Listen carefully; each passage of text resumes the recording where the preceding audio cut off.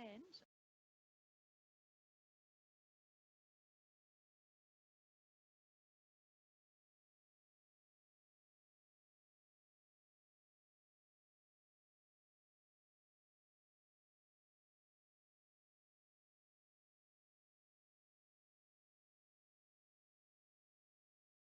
Almighty God, we ask you to bless this council, allow it to be an agent of change, people of this city and beyond.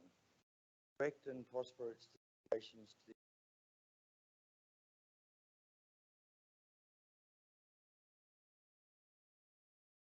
gratefully acknowledge the men and women of the Navy, Army and Air Force who gave us the protection of Australia's freedom.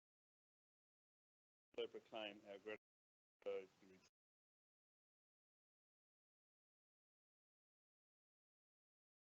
And welcome everybody, member, here, Council Gallery, that have down to those people. Merry Christmas to you.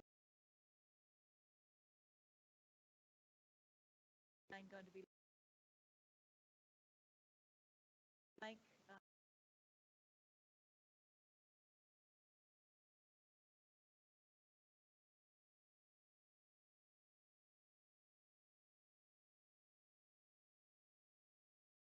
and everybody in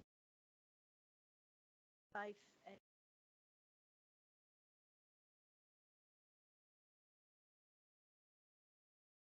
January count. We do have one apology, that is Councillor Mann, who married on Sunday. So he hands going.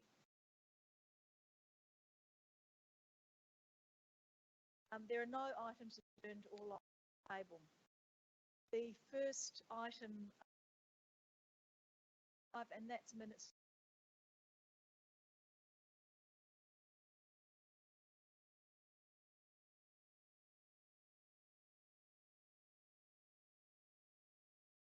Seconded by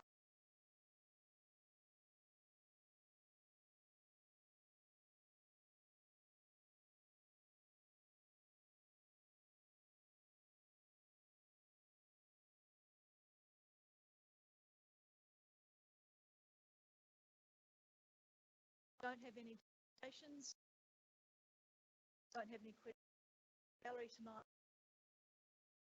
So we move outstanding recommendation is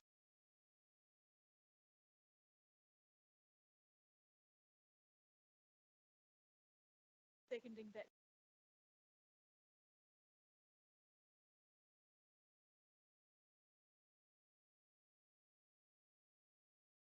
I just have one question and one quick comment.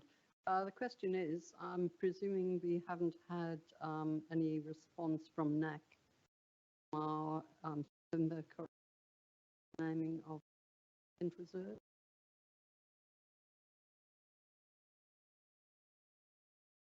No, we haven't. I've actually been liaising quite a bit. I believe now that they've actually got a full complement of staff, and they've actually just changed their committee, working quite heavily with the Department of Infrastructure on the Corpo project. So we have bottom, unfortunately, but in the new year we have a number of projects. So that's not just the only one that we're waiting on information back from the Aboriginal information we're after on and amongst,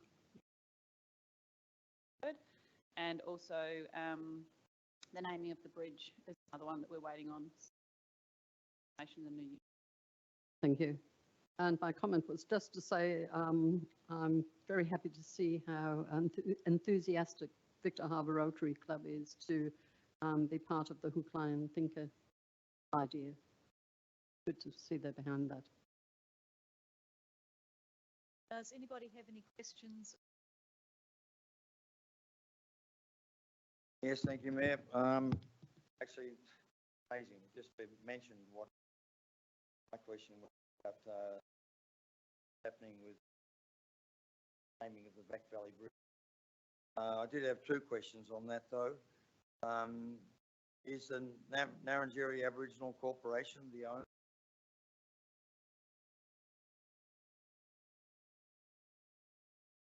Yes, it is. Um, yeah, and up with them. Get a response.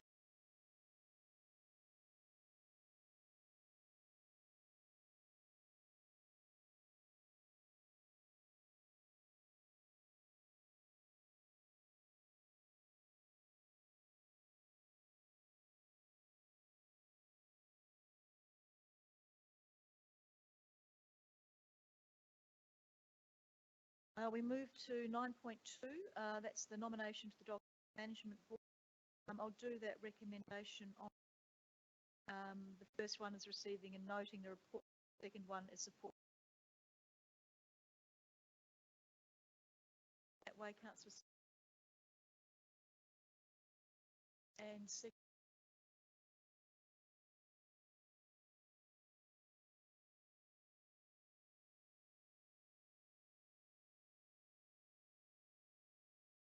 I have a question for Councillor Bogaczynski.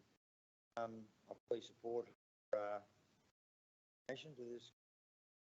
Wondering, she thinks I'd like to try and achieve.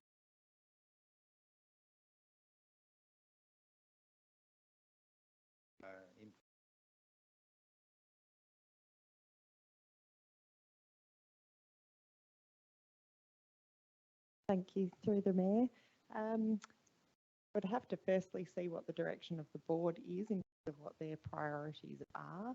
I hope to bring a sense of background, practical, in the regulatory side of dog and cat management. There are a number of matters that I would personally like to see addressed. We see what the direction of the board is. I'd like to have some input in that management.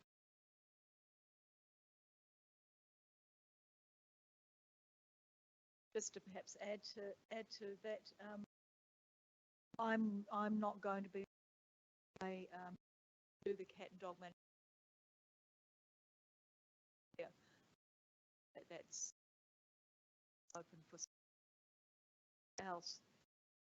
Oh, that moment at Dog and Cat Management Act legislation.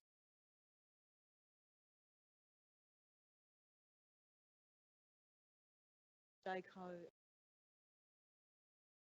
experience. Her nomination by council guarantee that they have up to all.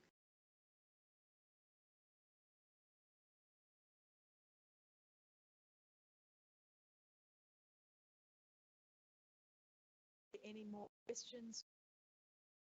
That item? That recommendation 1 and 2 on block. Over.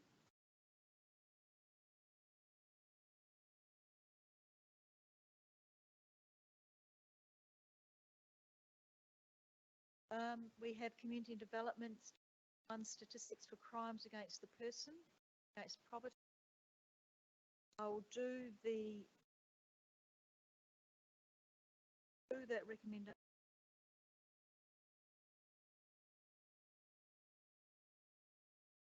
Beg your pardon, we do need the one item to be revoked. First one, that council receive a note, the seconding that council and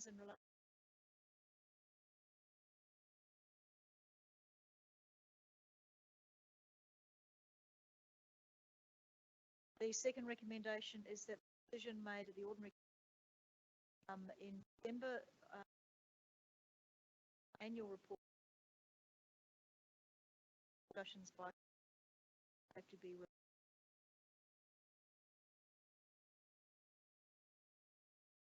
seconding that.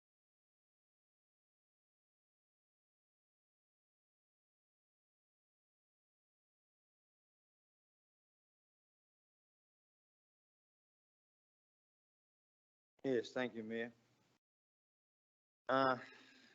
These reports, I think, really provide very, very little guidance as to what's going on in our council. I appreciate that the SAPOL has a lot of important to do, and they just, I've had it there before that was, of course, there isn't any real feedback enhance what we would have a greater feedback through our own stuff than we. So I hope that reporting when you come back from police would be relevant. They do mention here blackmail and extortion,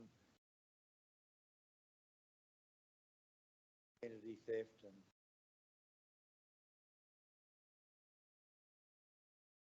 cybercrime. But it really doesn't get a sort of a mention here. I'm in victim. So I look at, say, the murder rate at the top of the table there. Well, definitely were double murder here. 18, 19. Made it to. I think it would be great if they had a greater degree of serious analysis. And they can do this sort of. Thank you. These statistics and actually available.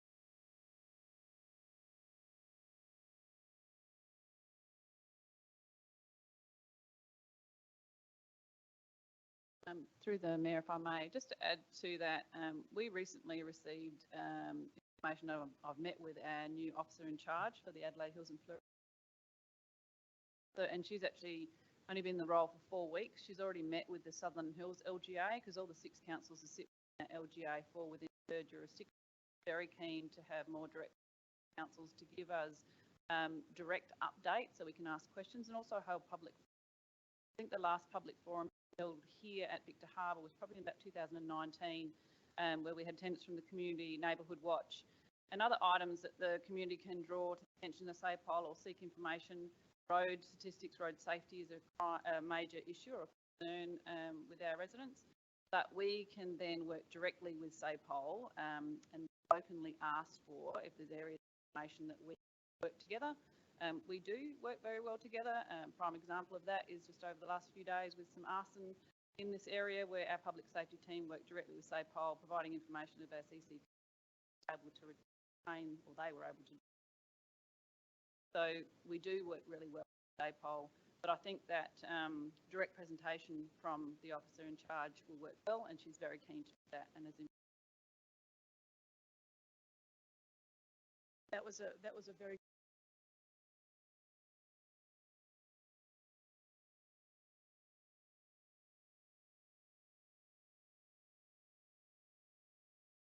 they were very keen to come to council at Yankalala and Kangaroo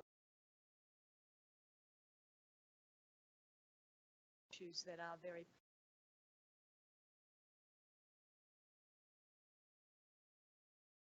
that would be much more useful to us, available to the community. SAPOL website. Councillor. Thank you, Mayor Jenkins. I suppose every time we revoke something, there's a reason. I guess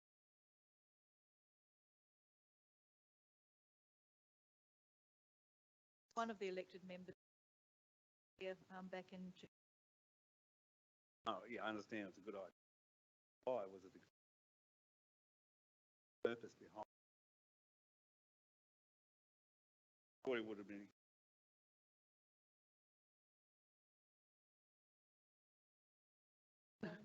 through the Mayor, I was going to say, it was actually a either a motion on notice or without notice from former elected member Councillor Giles. And I believe at the time we weren't aware that a number of these stats were available on the SAPOL website. So there was obviously this lack of information or availability. Following that resolution, we were able to ascertain that this information was readily available. So we were, rather than bringing it monthly, I think the request monthly, that would be annual update. Hence, revocation is really, we are required to bring it to the council now annually, yet the information is readily available to everyone on a public website, and I think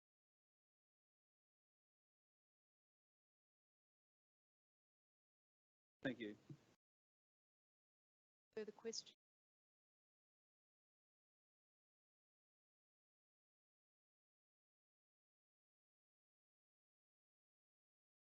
Would you like to close the Yeah, just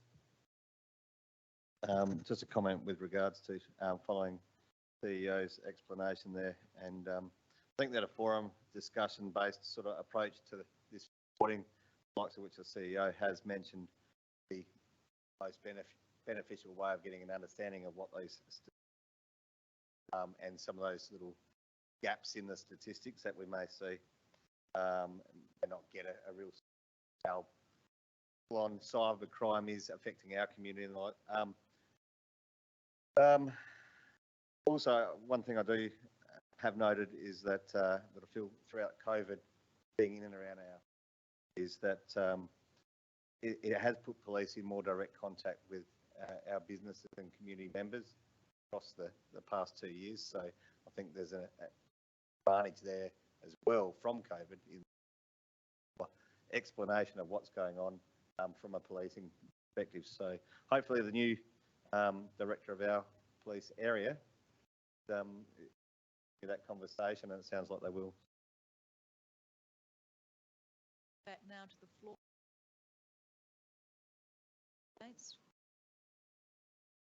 Carried. The third recommendation is that council be provided periodic update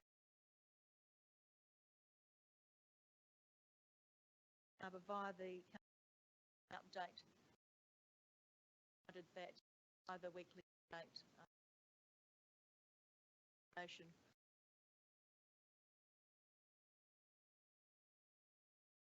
don't have any apps.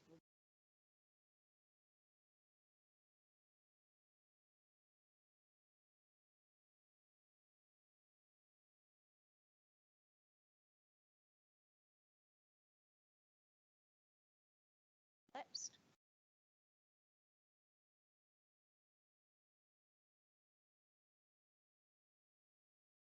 Can I ask members if you can speak quite clearly into the microphones? We've just received information that people at home are finding it hard to hear you if you're not speaking into the microphones. Thank you.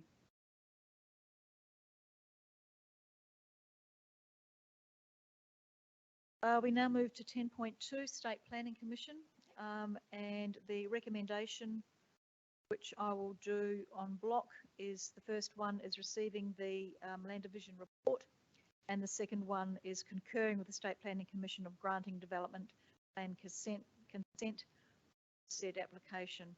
Would someone like to move that way? Thank you, Councillor Robertson. Yes, that's just what I've asked. We can move them on block. Do I have a seconder for that? Thank you, Councillor Littley. Do you want to speak to them, Councillor Robertson? Yes, thank you, Mayor. Very straightforward application here. My goodness, what a lot of reading and what a lot of costs associated with this itty bitty piece of land out in the nether regions of, well, on the boundary with Yankalilla. And I was just thinking to myself, you know, where is the public benefit in the process? The case was pretty, and number of professionals that had to be engaged, all with their hands out for big fees, no doubt. And here it is, just providing an access road into the property. To me, I look at this and I just say this is process gone mad. And yep, all these boxes have to be ticked out of the new planning consent process, but just reading the stuff, it's just amazing. Thank you, Councillor Robertson. Councillor Littley, did you want to speak to this?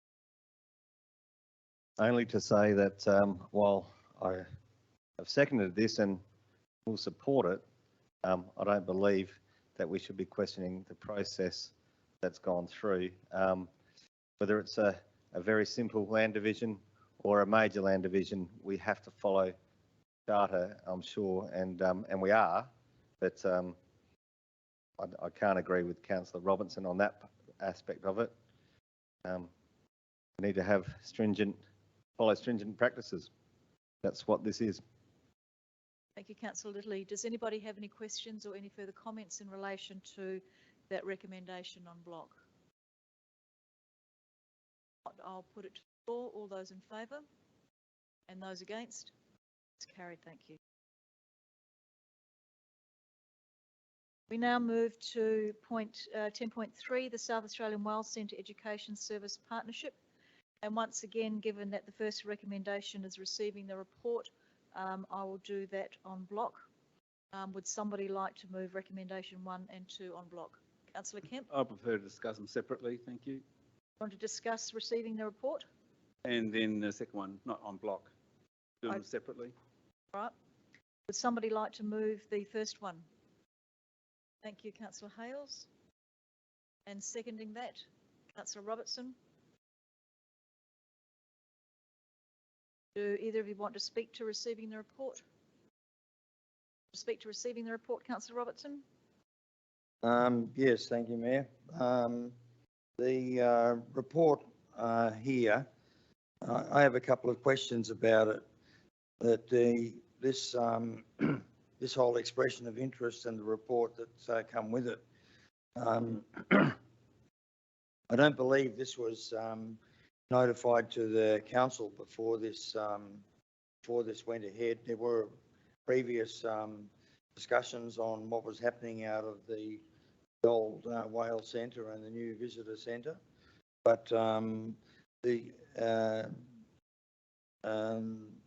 process that was gone through here was one that, yeah, it's been done internally, and I think that it's a pity that we have gotten such it's quite a complex issue, and here it is on being received in the chamber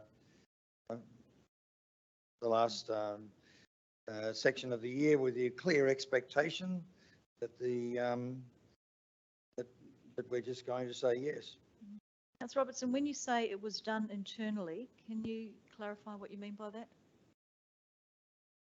Yes, we didn't, as far as I know, as far as my recollections, and I stand to be corrected, not sure that I knew that this expression of interest was coming out, and that this was the way that the education elements of the future whale centre was being promoted. I think my recollection is we had several discussions in relation to that at our briefings and in council, but I might ask Victoria to respond to that. So council has been informed. So obviously council made a decision back in 2020 when it actually looked to collaborate both of the VIC and the Whale Centre into the current centre, and one of those recommendations was to commercialise the school program. That was part of the collaboration of those two facilities. We've also provided elected member with regular updates in regards to the progression of the Victor Harbour Visitor Centre services, not only in regards to the building facilities, but in regards to the programming and the operations of it. If I might, through the chair, yes, that's true. In 2020, I recall something along that line, but it's to me, it's one of those things here where this issue has come up, has been dealt with internally here in the council, and and it's just we've had no background to this. The activities that are going on in relation to that building are, you know, as far as I can recall over the last year or so, all been to do with the visitor centre, not the whale centre. But the, so, you know, for me, it's just this report is being rushed through, and to me, there's some important parts to this that with a clear expectation in here that this is just going to be voted on tonight. Go ahead.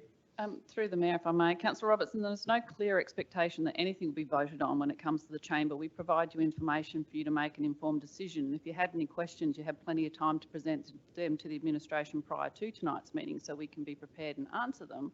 But I can inform you, you have, and Council has been informed of this process over the last year.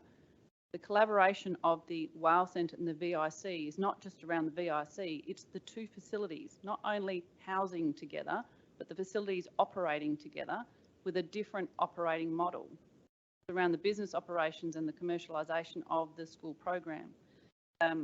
It is up to the chamber tonight. If you're not in a position to make a decision, you don't have to make a decision tonight. You can always ask for further information, which we can provide to you. Mark Prisabella is here, who has actually undertaken the expression of interest process, which again members were informed of when we actually went out for expressions of interest. We've given regular updates in the EM update and through the VIC or Visitor Information Centre updates to members. Any other questions, I'm happy for Mark to come forward and ask them and he can answer them. Do you have any questions for Mark Prisabella, Councillor Robertson?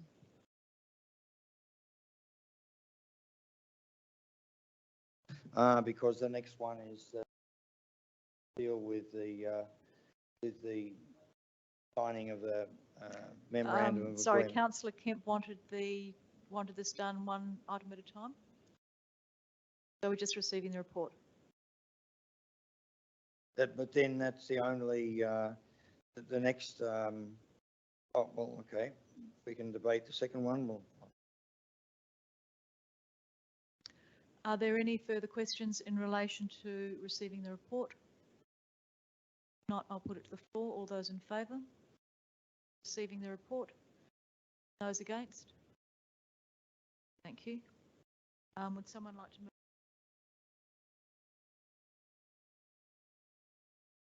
Thank you, Councillor Hales, and seconded by Councillor Schofield. Councillor Hales, do you want to speak to that? Councillor Schofield? Have you got any questions in relation to that, Councillor Robertson, for Mark Prisabella? Yes, I do, Mayor. An assessment panel comprising council staff. Which council staff were on this assessment panel, Mark? So there are 4 members of staff, myself, Catherine Riddell, Business Operations Coordinator, Visitor Services. We also included Jackie Kimpton and Jane Tabbert-Mail from our Visitor Services team as well. Sorry, the last two were? Jackie Kimpton and Jane Tabbert-Mail were in our Visitor Services team. Okay. Yeah. Did you consider, I mean, given the nature of this this project, if I could call it that, did you consider, for instance, inviting someone like Ian Milne to be part of the assessment group?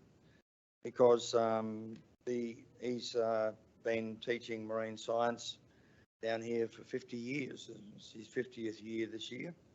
Has a vast amount of experience and knowledge in the area, particularly in relation to teaching. And I would have thought he would have been a great person to have included in that assessment panel. No, we did not.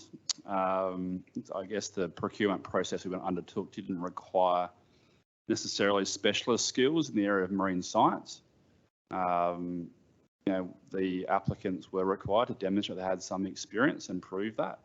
But we didn't actually ask nuanced questions about marine science, which would require those skills at an assessment table. So no, we did not. Yeah. I have some more questions.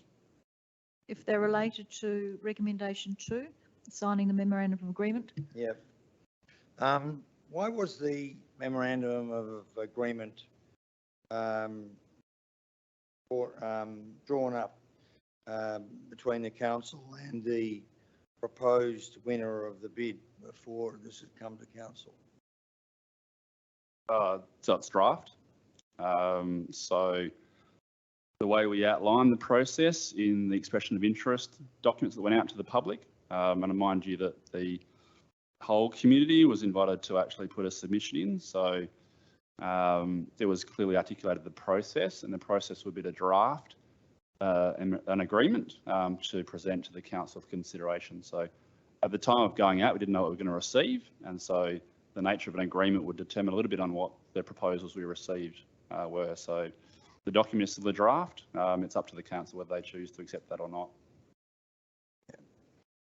I have one more question. When I had a look at the three bidders for this expression of interest, if I had a wish, it would be that what we would have done in this bid would have been to have had all three work on this and not just one, because the proposed winning bid is definitely a very robust local business, bring very sharp business practice to what's going to go on in this education centre. They have made commitments to really jump up their capability to deliver education programs, but they're not there yet. The second bidder from basically from Adelaide, they have an ongoing long association with marine education, particularly into the age groups and the younger population that we are targeting to make the whale centre or the education programs out of the whale centre to be really good, which I think is a great idea. It's a great way to attract visitors to come down here, and I'm particularly thinking of visitors from the rest of South Australia, particularly metropolitan Adelaide as well. And then the third bidder was one that had some very interesting proposals as to what they wanted to do or how they would approach doing this, and they were the only bidder that all bidders were asked to examine the old curriculum, if you like, of the whale centre and do the pros and cons of that program that was to be handed over. They were the only bidder that did that. Unfortunately, they're just two individuals who are not in the position to have. Can we put the motion, please?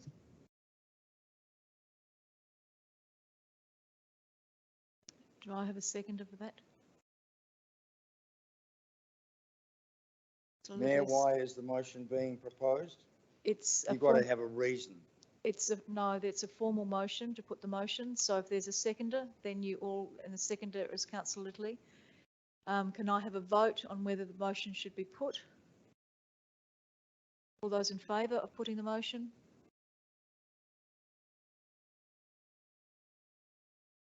Those against putting the motion?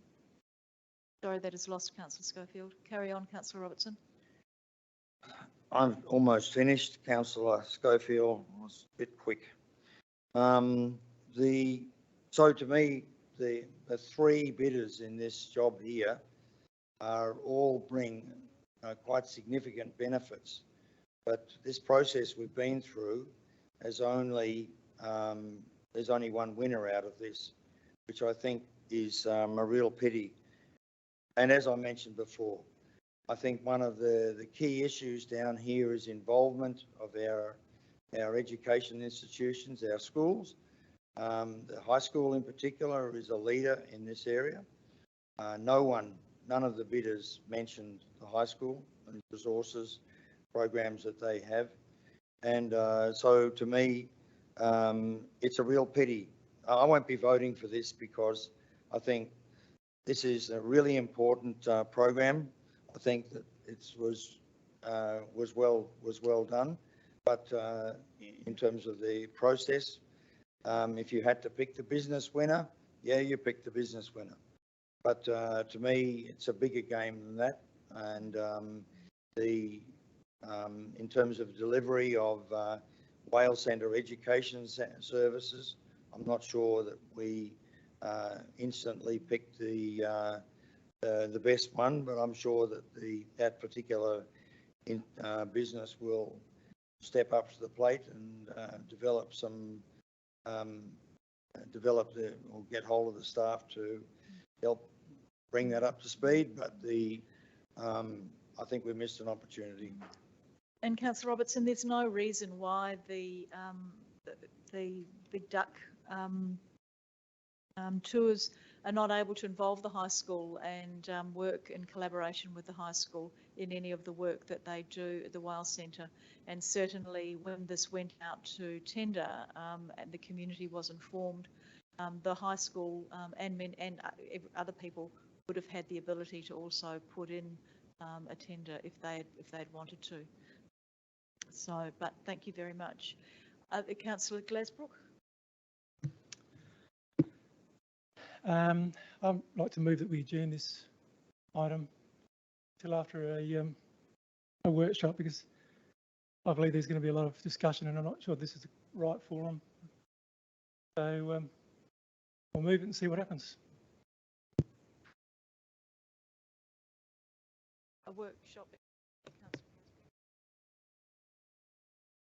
Do I have a seconder for that? Councillor Henderson. All those in favour of adjourning this? So, those against? That's carried, thank you. So this motion is adjourned until workshop in the new year. Back to the next council meeting. Yeah, we now move services, risk mitigation, the Main Street precinct.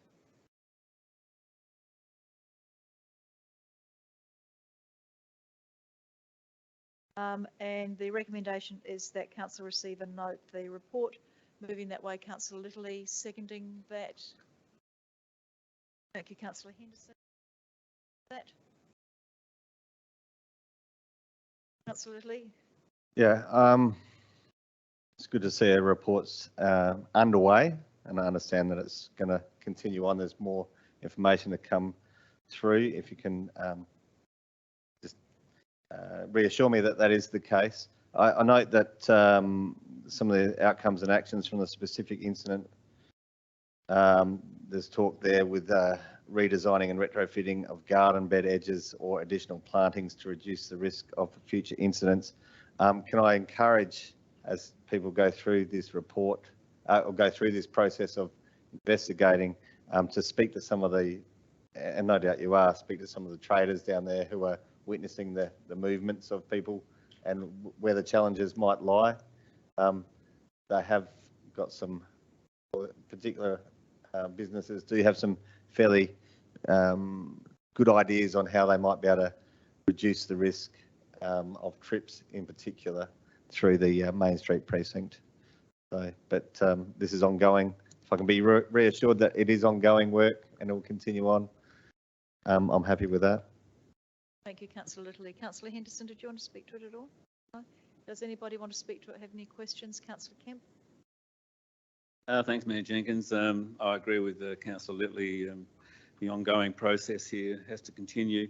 I do note out of the commentary, which is, I think is the report, it talks about a root cause analysis was undertaken to find out why, but there's nothing in here from the findings of the root cause process to find out why it happened.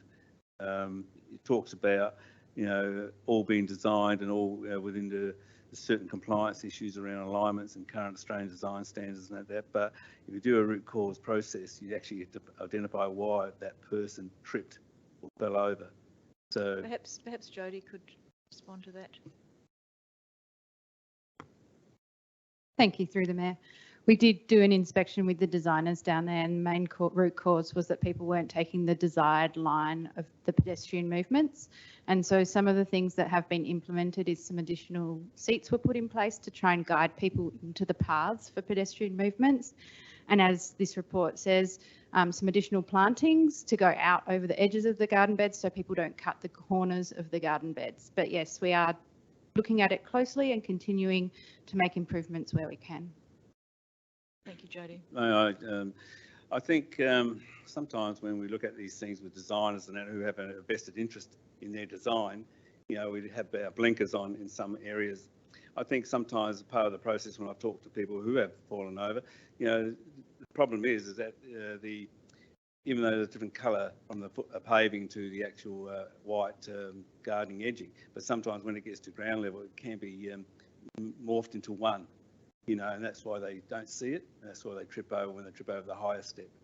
Because of the angle of it, it's just all about people's eyesight and things like that. So to overcome that, then do we need to make it more distinct, in that respect? Because I think it's more of an eyesight problem of not watching where they're going. I understand what you're saying. You're correct. But also I think it's also about ensuring that it is identifiable very clearly that, there is a rising incline of the garden bed edging, which is a problem. So I just want to add that to it. Look, I think it's great that the council is taking this very seriously and they're moving forward to overcome this. But apart from some type of education to the community about the trips and fall hazards when walking around the streets, but normally it's common sense. But I think that's something that we could look at and continue to look at maybe in future designs, and hope that will come about. Thank you. Thank you, Councillor Kemp. Thank you, Mayor. Yes, it says here on near bottom of page 47, Council has not received further correspondence from a member of the public who raised this incident. That I'm sure is true, but there's definitely been several instances, and I've been involved in them personally, where issues have been raised about these garden beds, and there were two issues there. One was the potential for people venturing into those tripping over, and the other one is the ongoing damage that's being done to the edges of these garden beds by vehicles driving into them and getting their wheel and getting hooked up on the chassis of the vehicle onto the garden beds and wheel in the air, and then they have to get assistance from someone or a bunch of people to get the car off the garden bed. So they're these issues have been raised before, particularly by Mike Smoker. So yeah, I look forward to the report. Thank you. Are there any further comments or questions? Councillor Hales. Yeah, thank you, Mayor Jenkins. And I'd like to thank Director Hayter and Laura Kidd for the report in response to my question. It's good start, as Councillor Lilly kind of alluded. He'd in fact read out the exact same line that's written on my page that I wanted to highlight as well in regards to the ongoing outcomes from this. So yeah, we'll be following it closely, but I think it's good in terms of it's raised our awareness to the issues that we have been having down there, as well as so that when we are stepping into our future design elements in some other prominent public spaces, that we're very mindful of what we're up against and what we're likely to encounter. So yeah, we'll follow this closely and look forward to a good outcome. Thank you, Councillor Hales. Councillor Littley, did you want to close the debate if there's no further questions or discussion? Yeah, well, you can be on the record that I'm not a fan of the design as it sits as it is, but that being said, we're on the way to towards getting an outcome that is satisfactory, and we need to get that outcome, I'm sure, because we can't continue to have. We're right. We've got one person here who has put in a complaint or raised the issue. They haven't had. We haven't had any further correspondence from them, I'm sure. But as Councillor Robinson said, these issues are regular, and we need to fix the problem. Thank you. I'll put that to the floor now. All those in favour? And those against? That's carried. Thank you.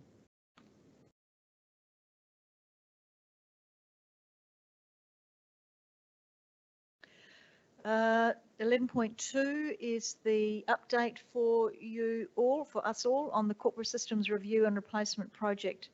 And the recommendation is to note the update in relation to the corporate systems review and the replacement project report. Are you moving that way, Councillor Henderson? And Councillor Schofield seconding that? You want to speak to it at all, Councillor Henderson? No, Councillor Schofield? Does anybody want to speak to it? Councillor Robertson? Thank you, Mayor. Yes, thank you very much, Director Rokoczenski, for the update. It's great to see updates being provided on this really important investment that we're making in the efficiency and capability of the council and its staff. I just have a couple of questions on bottom of page 51 in considering this need for an in-house storage, procurement and IT support. That there seems to be a contradiction between the the third and fourth from the bottom. The one that says is proposed to have Pinforce hosted externally. The next one, which is a secure shared central server with the Alexandrina Council and the District Council of Yankalilla. Does that mean that the server is going to be in the cloud? Or is this going to be a server that's at Alexandrina? Yeah, through the Mayor, yes, it'll be hosted by DCA, which is the owner of Pinforce, and I believe at their central location and probably in the cloud. Access to the server itself will be from Yankalilla, Alexandrina, and Victor Harbour only. The other one was at the top of page 52 here. We'd had a very good deal put in front of us, and so this proposal to take up this deal. But I'm just wondering here, since we're still in the process of procuring the larger enterprise resource program, this is a bargain, a very good deal that looks good to us here. But do we know that the new enterprise resource program will not have a similarly capable set of software to achieve what we want out of it? Because that should be one of our goals in this, is that we reduce the amount of additional software that we try to hang off a central program. Karen? Thank you for your question. Through the Mayor, this certainly is add-on software that is going to be required with pretty well any of the main corporate systems that we would be looking to seek through the expression of interest and select tender process. And the beauty of this particular product is that it does sit on top of almost every software available. The other consideration is that we're only entering into a 3-year contract, and it will take us some time, as you would understand, to get our full corporate system underway. So there's always an opportunity to change systems in the future, but I feel quite confident that this is a setup that would be future-proof, and we're not sort of shooting ourselves in the foot by engaging in this early. And that was definitely a consideration in making that decision. Yeah, thank you. And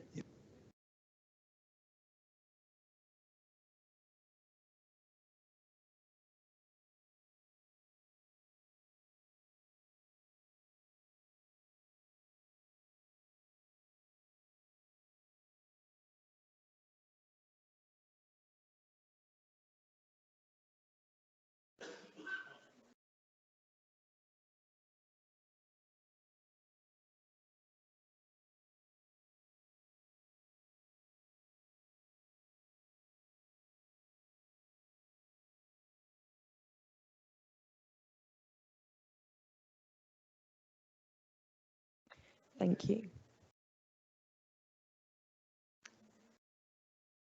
I could probably just say that that's definitely something for the next phase once we actually have secured our software and we do have plans and budget allocation specifically for that. And yes, I'm very happy to keep council in the loop. If I might, for that, my understanding was that we were going to make Office 365, you know, a basic underlying system, if you like, and apart from the enterprise resource program, and that all staff would be looking to be, or most staff will be looking to be trained up to a higher level than where they are at present for that, and therefore how we're going in relation to that particular training. Thank you. Through the Mayor. Yes, so we have actually just been through a procurement process for Office 365 and that's being currently assessed by staff at the moment. There absolutely is a plan for training once we've got that installed on our systems. So again, upcoming, and the other part to that is putting together an IT training room to facilitate that staff training. And again, those plans are underway now. We're working through planning of equipment and procurement of that equipment as well. So all are in train. Thank you, Karen. Any other comments or questions in relation to corporate systems review? No. Yeah, Councillor Kemp. Thank you, Mayor Jenkins. Just a comment, with the amount of resources we're putting into this project, which is what we have to do to make it work, and with the project assurance group called PAC, and with IC project manager of corporate systems implementation process, one of the questions I do have about what I'm concerned about is the statement is that, you know, there will be likely a number of add-ons required in the later phases of software implementation. Now, I would have thought processes we have in place now would look at exactly what we need, not rely on later on that, oh, we need to do this like an afterthought. If the people do their job properly in the first place and do a proper analysis, I would see the add-ons would be very minimal or not at all, because that's where you blow out your budget with all these additional add-ons which hasn't been scoped up front in the process. So just comment on that. I do have a concern about that statement in the commentary. Would you like to respond? Thank you, through the Mayor, and thank you for your question or comment, Councillor Kemp.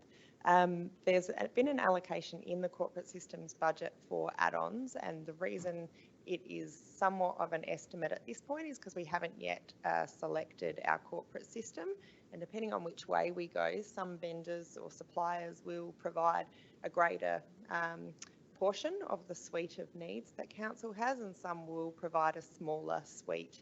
Obviously, we'd be trying to look at something that's somewhat holistic and to the extent that we can, completely holistic, but there'll always be some features such as Pinforce that Peter's team would be using in the regulatory area.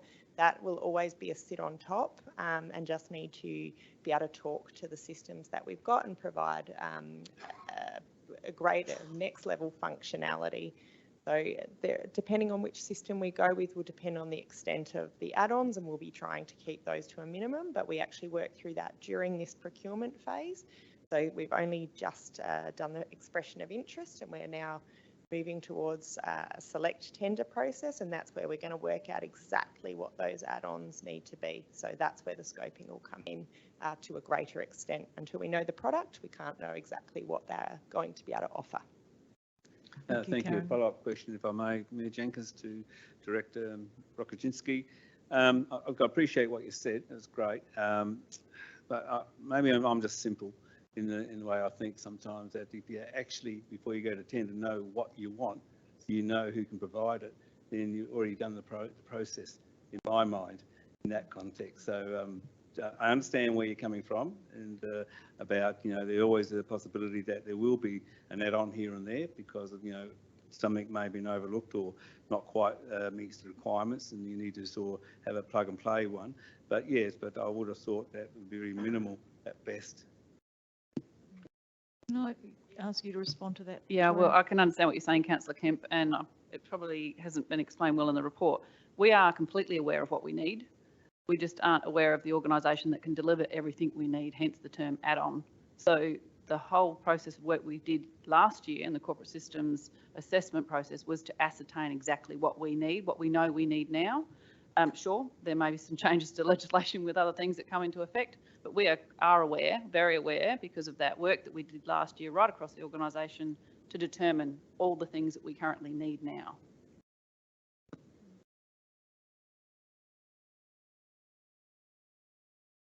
Just to add to that, through the Mayor, we are also, from doing our due diligence at the start of this process, we're also aware that there isn't a software company that can produce 100% of the needs that we have. There'll always be some system that we'll need to add on to, and anything that can produce 100% is likely to be more cost prohibitive to us. Are there any further comments in relation to the corporate systems review? Councillor Henderson, did you want to close the debate? In that case, I'll put that to the floor. That report. Would those in favour? Those against? That's carried. Thank you.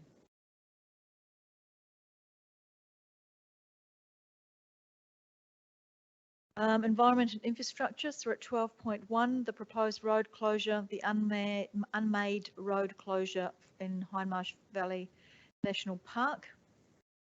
I'll do this one by one. First one is that we receive and note the report, moved by Councillor Schofield and seconded by Councillor Henderson. Do either of you want to speak to the report? Does anybody want to speak to the report or have any questions? Put that to the floor. All those in favour? Those against? Recommendation 2, that Council proceed with the proposed road closures under the Roads Closing Act. Take that you've read that recommendation 2. Would someone like to move that way? Thank you, Councillor Henderson, and seconded by Councillor Robertson. Does anybody have any questions about that recommendation? There are no questions or comments in relation to that. I'll put that to the floor. All those in favour? Those against? That's carried. Thank you. Recommendation 3. Read. Thank you, Councillor Schofield, and seconded by Councillor Hales. Do either of you want to speak to that? No. Does anybody want to speak to that or have any questions? Put that to the floor. And those against? That's carried. Thank you. And recommendation 4. I'll put that. Would someone like to move that way? Thank you, Councillor Hales, and second Councillor Robertson. Do either of you want to speak to it? Does anybody want to speak to it or have any questions? In that case, I'll put that to the floor. All those in favour? Those against? That's carried. Thank you.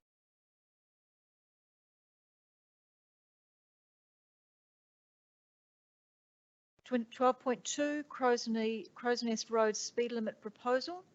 I'll do that recommendation en bloc, the first being receiving and noting the report, and the second being supporting the 80 kilometres an hour speed limit. Moved by Councillor Schofield and seconded by Councillor Henderson. Do either of you want to speak to that? Does anybody want to speak to that or have any questions? All those in favour? Those against? That's carried. Thank you.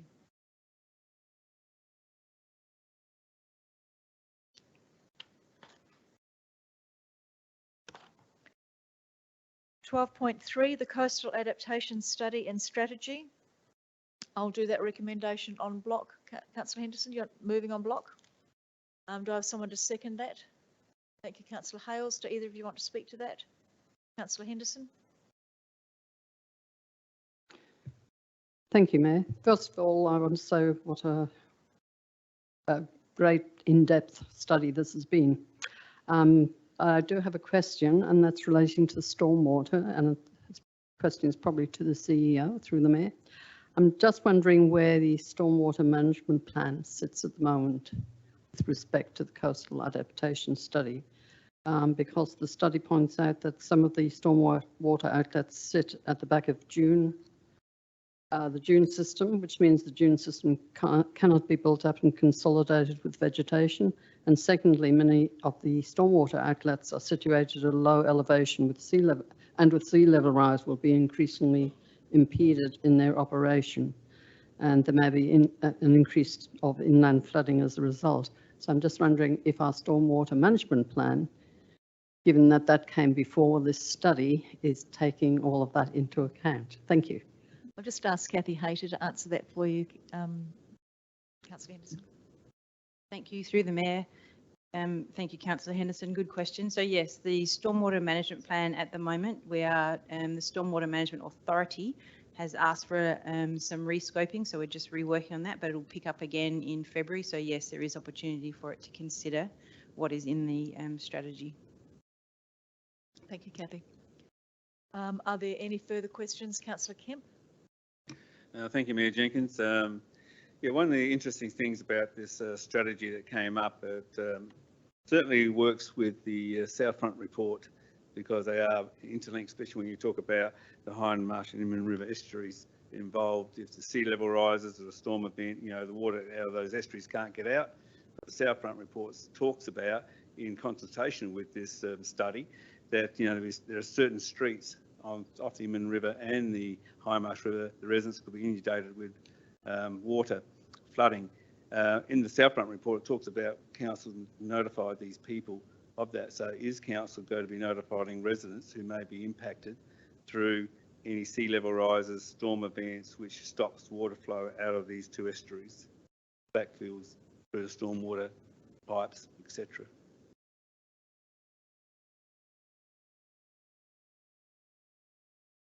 So I'm sorry, through the Mayor. I'm thinking through the stormwater management plan, there will be consultation. In terms of the specifics of notifying people, I just might hand over to Jodie, our Manager of Infrastructure, who is in that space. Thank you, Kathy, and through the Mayor. Yes, it was a recommendation of the Southfront report that there were some education programs undertaken, and we will be waiting till we get the outcomes of the stormwater plan that's currently being undertaken, so that we can do that education together. Thank you. Any further commentary or any further questions in relation to the Coastal Adaptation Study and Report? In that case, I will put it to the floor. Ms. Councillor Henderson wants to wrap up. I will just briefly wrap up. Thank you, Mayor. I just want to say how important I think this is, that we have future plans for asset management and asset protection. And I just want to add that some councils interstate are actually considering abandoning some of their assets because of the damage already being incurred.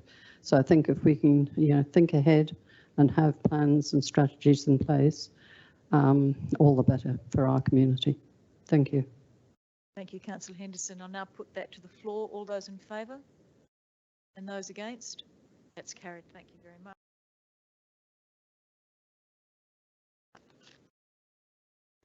Encounter Bay bikeway widening. I'll do the first recommendation, which is noting and receiving the report. Someone like to move that way?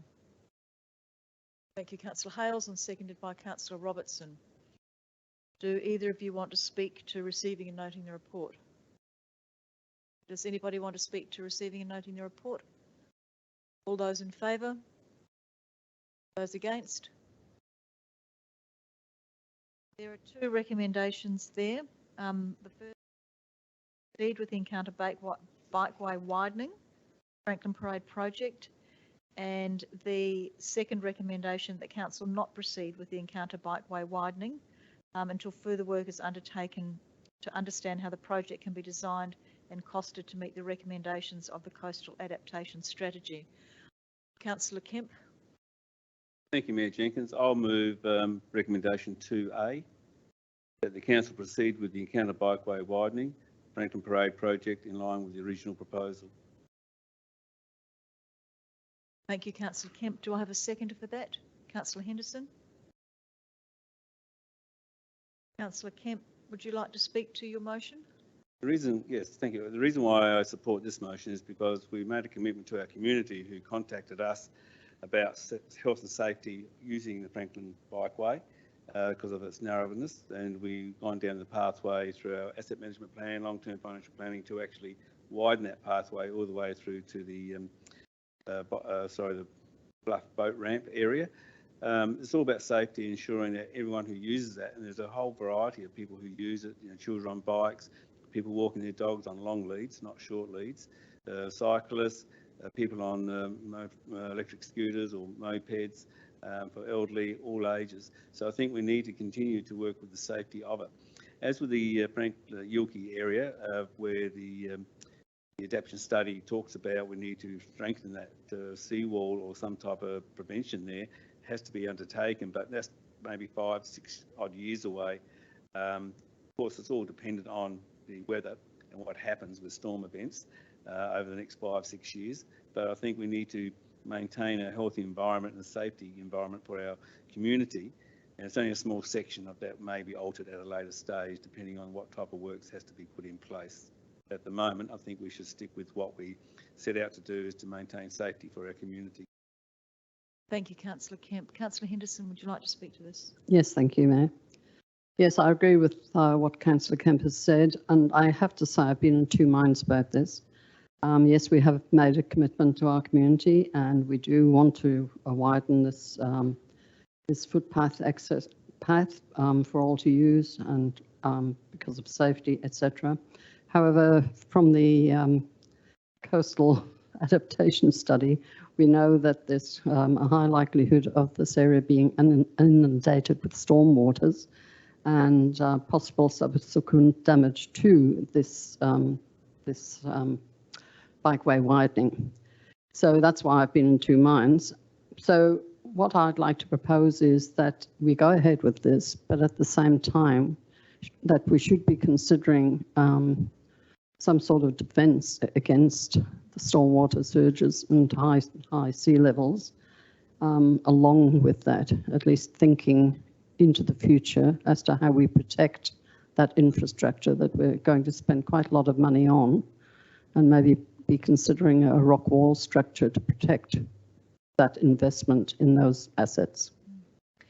Councillor Henderson, what I'd suggest is perhaps if this does go through, you might want to bring a motion in relation to this and suggest that council price a rock wall.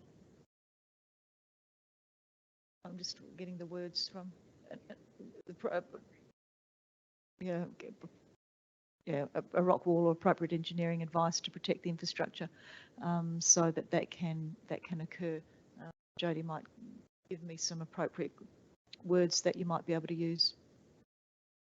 Does anybody else have any questions or commentary? We have a few, so I'll go Councillor Glasbrook, Councillor Robertson and Councillor Littley. I won't be supporting this recommendation.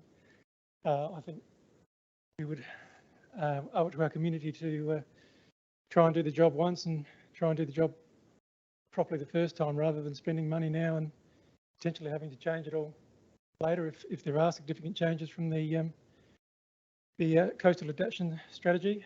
So yeah, I won't be supporting it, and I'll foreshadow that I'll be happy to move option 2B if this doesn't proceed. Thank you. Thank you, Councillor Robertson. Thank you, Mayor. Yeah, I think I'd be supporting what Councillor Henderson, because I was going to move an amendment to this. If 2A was to be getting up, was in that the amendment would be that we do the widening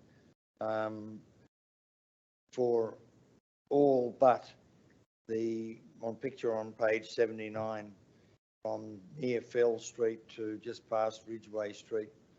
We leave that to another time, because I don't agree that when you've got such big trees down there that have taken donkey's years to grow, that we're going to chop them down, and I think we get curry for that. And also taking away a perfectly good roundabout down there, which is really important for the safety of that area in front of the Ilky shops, because it does have a dampening effect on the speed in both directions, but particularly the traffic running northwards. That if that roundabout was removed, there'd be a lot of speeding up through there. Also, we have a local proposal to build a major deck, and it would be a cantilever deck out from the area where the bike park would be, cantilever deck, so it wouldn't need to have any columns or other things supporting it into the beach area. But also, if the area was to be, if there was to be a serious attempt to put a wall up on that particular place, because it could be a real destination to come to Victor too, just as the Goolwa Wharf is for in Goolwa. And the cantilever deck takes away a lot of the problems with having to get permissions from the coastal protection and so on. So to me, we should get on with the widening of the, I take what Councillor Glasbrook has said, doing things piecemeal, but I think we should get on with widening the footpath from the, all the way through to the bluff.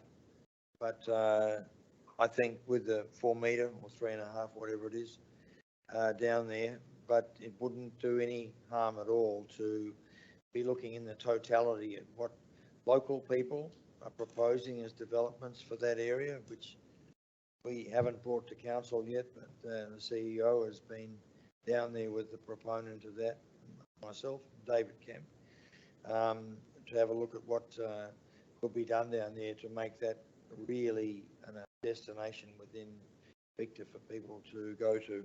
So I think that if we go for option 1, we're going to be taking out the trees, pulling up the roundabouts, and well, those will be decisions I think we'll regret into the future. Yeah, I'm not sure that that's quite correct. There hasn't been any engineering done on that, Councillor Robertson. So in terms of pulling out the roundabout and pulling out all the trees, it's mentioned in the report, man.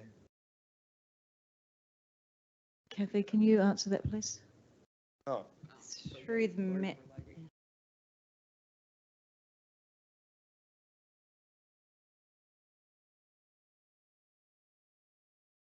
Kathy? Through the Mayor, so there's recommendation 1 is that we proceed with the widening. Recommendation 2 is that we do the further engineering works to get those designs about what might work there in terms of the protection or the revetment works. And the 2 options that you're looking at, the drawings out of the strategy, both come under 2B. So they're different potential engineering solutions for the same thing. But option 1 is just proceeding with the widening of the encountered bikeway essentially as is, in the same location at the same height. Yeah. Okay, thank you for that clarification. I reading through this, which I did a couple of times, I thought, oh, okay, there's option 1 and 2 is are these coastal adaptation ones, but clearly that wasn't the case. But yep. Councillor Little, you wanted to speak. Yeah, I think I'd be siding with Councillor Glasbrook on this one, given that we do have some options there that we are fleshing out, some ideas. It sounds like there's still some work going on that we might be able to meet some engineering designs to get all of what we want in one hit. I understand that safety is a concern and widening the path is a good idea and an outcome that we should get for our community, but I think that we should look at other options or all the options available to us before committing funds that could get wiped out within months from the next storm surge or the like. What materials do we use to reduce the impact of storm surges on our pathways? That's used around in other areas, such as You're not using bitumen type products which churn up your coastline if it does break away. I just think that we've got time. We can do it right down the track, but hopefully not too far. We do need to keep moving on it because it is a safety thing, and we want to deliver this for our community, but without losing lots of money in the process with the next storm that comes through. Councillor Hales, then Councillor Schofield. Thank you, Mayor Jenkins. I'm, pretty much in the same position that Councillor Glasbrook and Councillor Littley have outlined in terms of looking to be as the option that we should proceed with.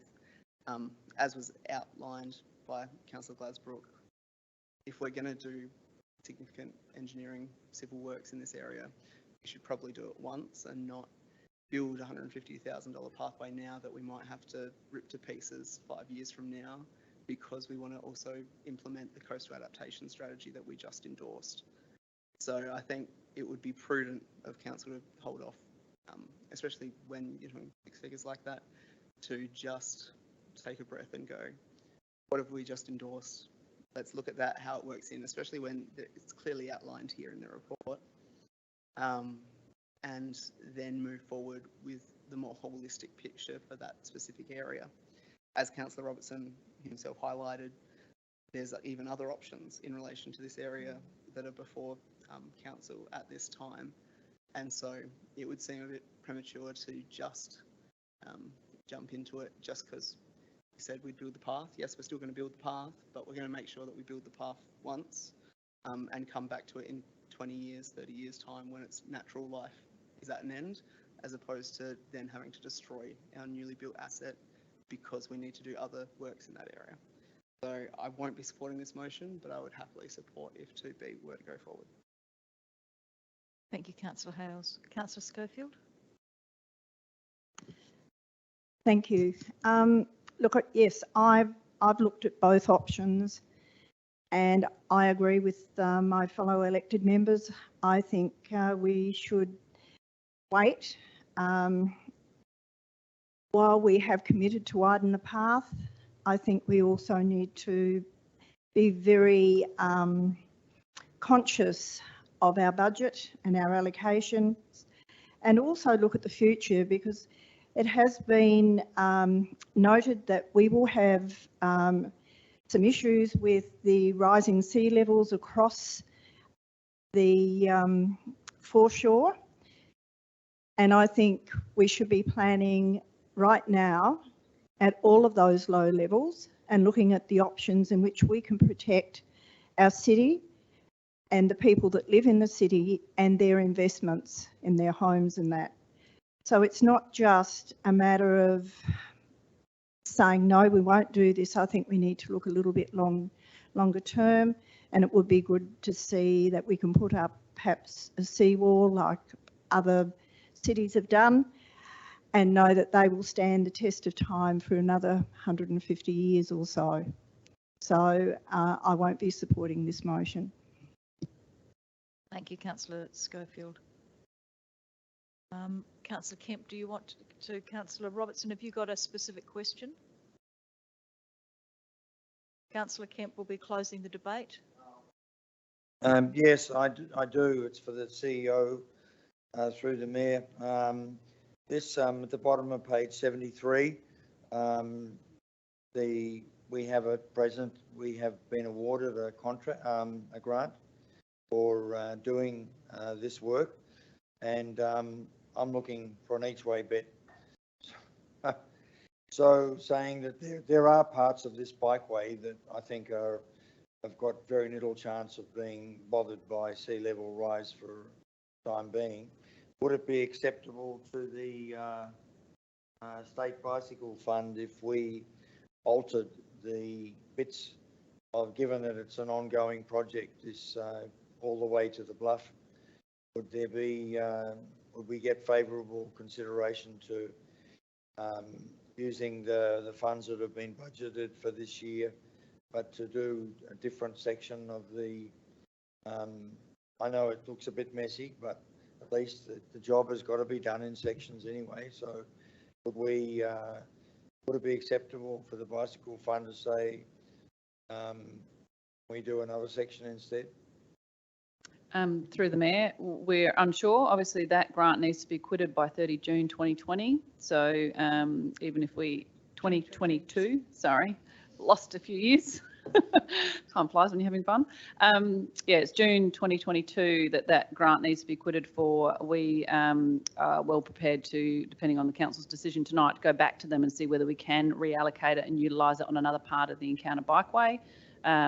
But given we need to have a look at what we're prepared to actually implement, because it's quite a short turnaround, it's only a 6-month period, or even seek an extension. So yes, we're well prepared to go back to the department and see whether we could do that, depending on tonight's council's decision.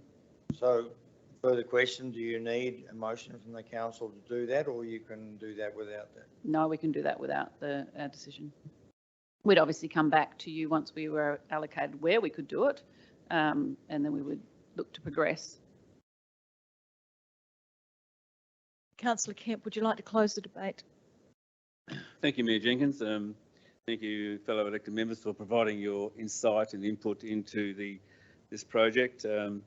Interesting enough, earlier on this evening at another agenda item, we were talking about trips and falls in Ocean Street and garden beds and about safety there. That seemed to be very important. But apparently now it's not important anymore along Franklin Parade. And when we look at this whole project, it starts from Charles Street and ends at Whalers Road, a fair section. All we're talking about here is seawall is about 100 metres, 150 metres of the whole length of it. It's not the whole bikeway. You have to have a seawall built. It's the Yorkie shops, that area there is where the storm events come in and impact on this on the embankment. Yeah, sea level rise is interesting too, because 2 to 3 millimetres per year. It's going to be a long time before it floods Franklin Parade and those shops. Storm event is a different matter. A storm event will come in and that can come in at any time.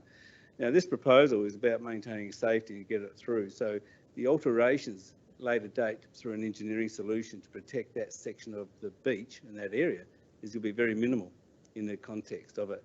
And the council staff will be looking at that now, because we may have a storm event, as some members said, next week, and then they'll have to go down there and do some type of development to maintain and protect what's there without even doing a bikeway. So that is always on the cards and always will happen. I think that we need to be put in mind, if we're talking about in one agenda item safety, and then another agenda item we just throw it out the window. Remember, this project of doing the seawall against the whole adaptation strategy aspect is years away. We're not going to be doing it next year. It's not even on the long-term, or my understanding, long-term financial plan or anything at this stage. So at the moment, our community have to put up with a second-rate, third-rate bike path, which they've been asking for many years to be widened and provide that extra bit of safety along there. And for a small section of that path to be altered in the future at some stage is a very small ask of a small cost to the community. But, you know, there are people who do have falls and trips along that bikeway in the old section. So I ask you to reconsider your thoughts about putting everything in perspective as to what that bikeway and why this was put forward in the first place. And the actual protection of the coastline will come when it's needed at the right time. So I think it's quite a fair time away, unless we have a major event which will bring it forward very quickly. And the footpath bikeway will be rebuilt around it. So until that happens, we could lose it anyway. So I think for the meantime, to protect our community safety and for that aspect of we should continue to do what we do. And if something changes, we adapt, we change and we implement. But until then, let's continue, but still work on it in the background, which there will be solutions will be done. They won't be done overnight. So I think we have plenty of time up our sleeves at the moment, depending on Mother Nature. Thank you. Thank you. And with the permission of the Chamber, I'd like to make a comment in relation to this. If that's, can you put up your hand if that's okay? Yeah, thank you. I just wanted to say that from when I've gone down there and had a look, I think Councillor Kemp makes a valid point. I think all of you have made really valid points, because it is quite a difficult decision and topic. But I think David Kemp's, Councillor Kemp's point in terms of the bike path is 1 kilometre long, 2 kilometres long. That section is 1.5 kilometres long. And yet that section that in front of Yulki, where we're already having storm surges that are impinging on that bike path. I know last winter we had a couple where we had to sandbag along that area.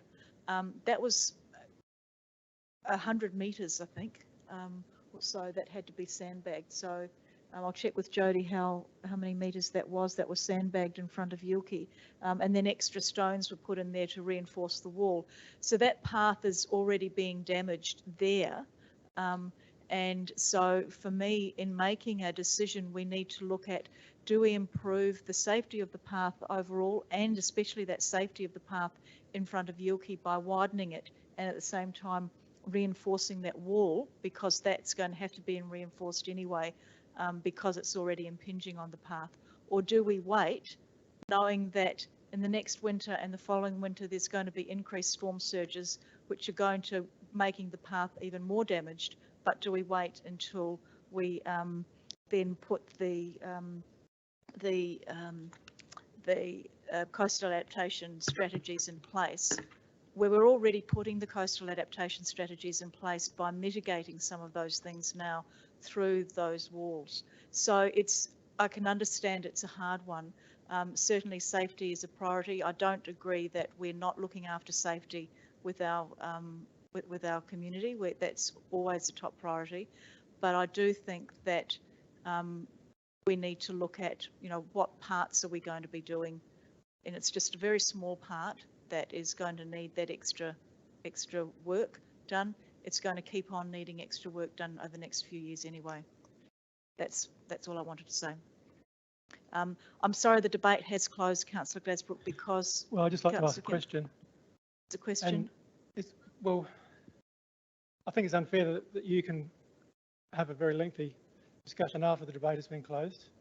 Well, I asked permission if I could speak from the members, and I... Well, I have a question. It's up to you if I can answer or not. The debate has closed.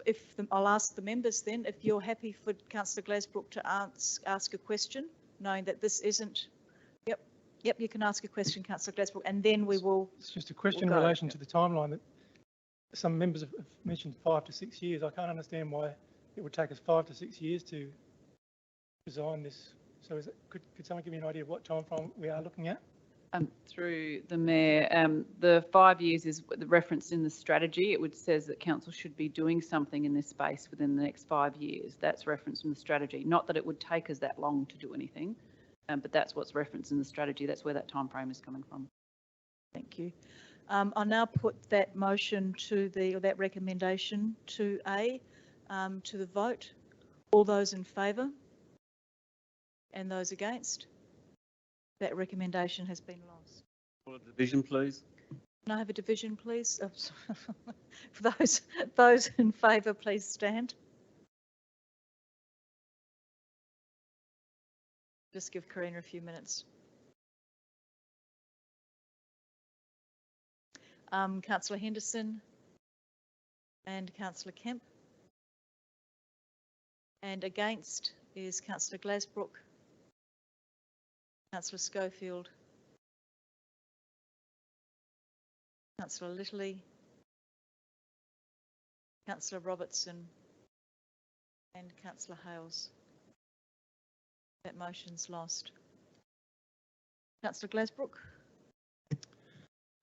So as foreshadowed, I'm happy to move 2B, but I would just like to clarify that timeline.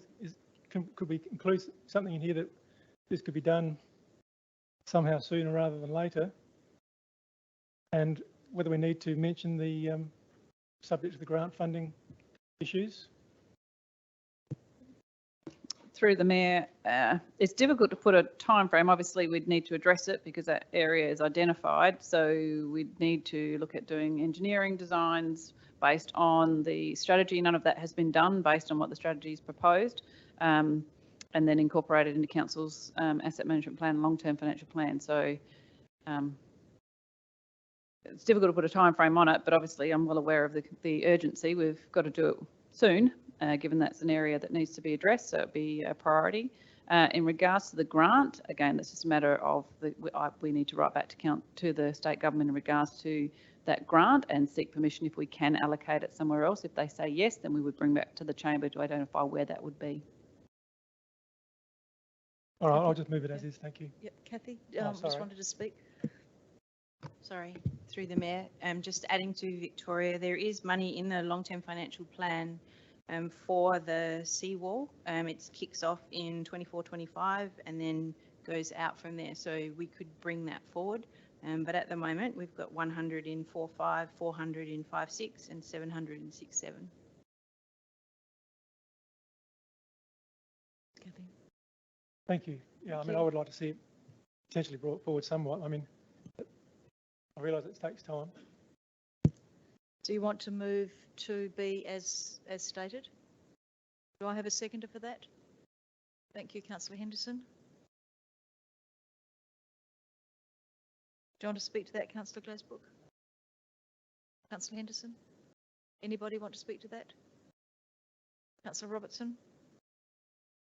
Yes, thank you, Mayor. I'm just thinking I'd like to,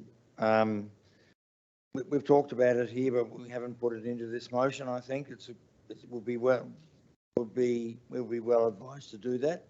And that is that to add to amend that motion so that the urgency of the bike safety, that we would in the new year do all we can to bring this that section of seawalling forward in the long-term financial plan. Have you got wording around that amendment, Councillor Robertson? Yes, to meet recommendations of the coastal strategy, maybe.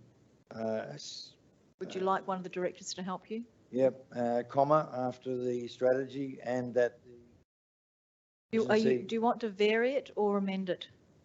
vary it. Vary it. All right. So if we work out what words you want to use, then with permission of Councillor Henderson and Glasbrook, they might agree for a variation, so you don't need an amendment. Point of order. And what is your point of order, Councillor Kemp? Under the meeting procedures, a variation can actually be moved by the mover. No one else can suggest a variation or anything like that. The mover is the only person who can create a variation. Anything else has to be an amendment. I understand that I can suggest a variation, and it is up to the mover and the seconder to decide whether or not they want the variation and to move the variation. But I'm assisting Councillor Robertson here with his concern. Councillor Robertson, how did you want that? I move a motion to overturn your decision because I think we need to go and read the procedures. It doesn't say anything there, Mayor, that you have the right to assist people in doing variations. It's quite clear in the procedures that one procedure you cannot change under our meeting procedures. It stands as it stands. CEO, if she wants to read it, but I'll look it up and read it out if you like. The variation states that the mover of a motion or amendment may, with the consent of the seconder, request leave of the meeting to vary, alter or withdraw the motion or amendment. The presiding member must immediately put the question for leave to be granted with no debate to be allowed, etc. But again, our practice has also been that others in this chamber have suggested a variation and the mover has agreed or not agreed with the consent of the seconder to have their motion varied. It's their motion, so it's up to the mover. If the mover says, I'm not willing to have my motion varied by anyone, then the motion's not varied. I still stand corrected in the sense that what you read out was true and is correct, but our practices in the past have been wrong by allowing this to happen, because in the meeting procedures, what we buried in these meeting procedures in blue. Councillor Kemp, we're not having a debate about that. Well, I'm sorry, we want to do things properly in this chamber. I think we need to start. You mentioned yourself, Mayor, that we want to do it efficiently and be effective. So let's not move outside of our procedures. Did you want to put the motion that my decision be overruled? Yes, I do. Thank you. All right. Do I have a seconder for that? lapsed for want of a seconder. Thank you. Councillor Robertson, if we just go back, what was it that you were looking to add to that motion? To incorporate the concerns of Councillor Kemp in terms of getting this the safety element of the bikeway done as soon as possible, and therefore with Director Hayter's comments that we didn't have this factored into the budgeting process until another 2 years further on, that we try and bring this forward so that we can get rid of this. It's true, a lot of people have been waiting a long time for this thing to be fixed Just up. ask the CEO if she can perhaps assist you by suggesting some words. Through the Mayor, as explained to Councillor Glasbrook, it's very difficult to put a time frame on it. The only thing I can suggest, if Councillor Glasbrook was in agreement to vary his motion, would be at the end of it as soon as possible. Because the motion is actually stating you're not looking to proceed with the widening of Franklin Parade until further work is undertaken to understand how the project can be designed and costed to meet the recommendations of the Coastal Adaptation Strategy. So there's a fair bit of work to be undertaken. I can say as soon as possible, but to put a time frame on it is difficult. Yeah, but I think that what's happened here is we have chosen a section of this bikeway that has got some particular urgency about it, but it's also got some particular peculiarities about it that mean that it's... I agree, and that's the elements of the strategy which we need to understand and cost. It will be coming back to the chamber. I'm not willing to accept the changes. That'll make this a little bit quicker. I think we've made it quite clear to the administration that pretty well everyone in this room sees the urgency of this, and I'm sure that they'll take that on board. So I'd like to leave the motion as stands. Okay. Did you want to put an amendment to that motion, Councillor Robertson? No? Okay. So are there any further discussion, or Councillor Kemp? Thank you, Mayor Jenkins. Adopting 2B, to me, you know, if we're going to bring this forward, there's no information about budget implications on our debt, borrowings, anything to do with our long-term financial plan and our asset management plan by bringing it forward. So again, we're moving a motion without enough information on our budgets and the impacts it will have on our budget if we bring this forward and go ahead with it sooner than planned under the long-term financial plan.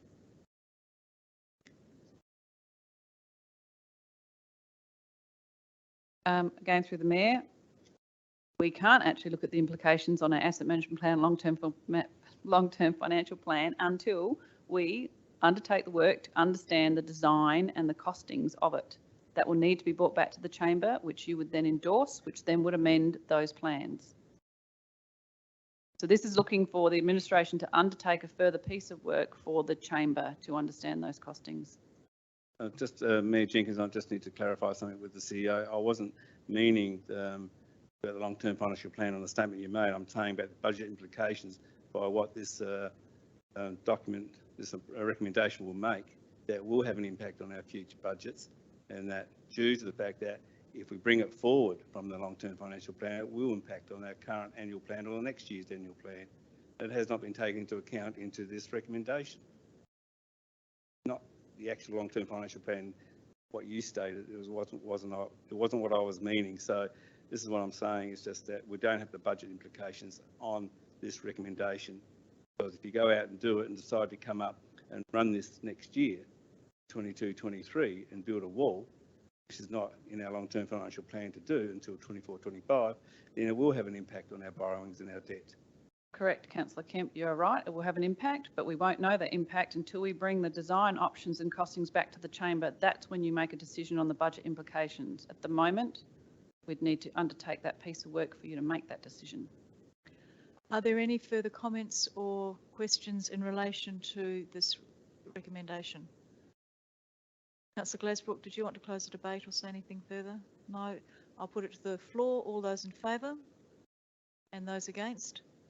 That's carried. Thank you.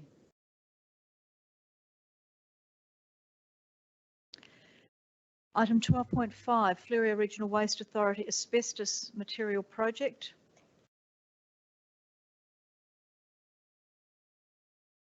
Are you happy for me to do this en bloc? You would have all read the recommendations. There are 4 of them there. So would someone like to move them en bloc? Thank you, Councillor Schofield, and seconded by Councillor Robertson.